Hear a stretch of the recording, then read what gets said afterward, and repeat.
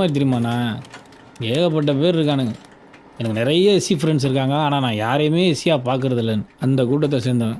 வெங்கடேஷை கூட நம்பிடலாம், உன் கூட்டத்தை தான் நம்பவே கூடாது. விஷம்.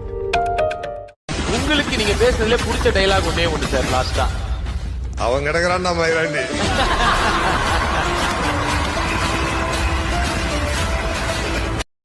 நம்ம யாருக்கு எதுவும் ஆக வேண்டாம் தான், அவன் ஏதோ பண்ணிட்டு போட்டான்.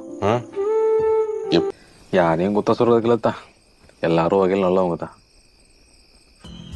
மன்னிக்கிற மாதிரி அழகான விஷயம் இல்லவே இல்லை.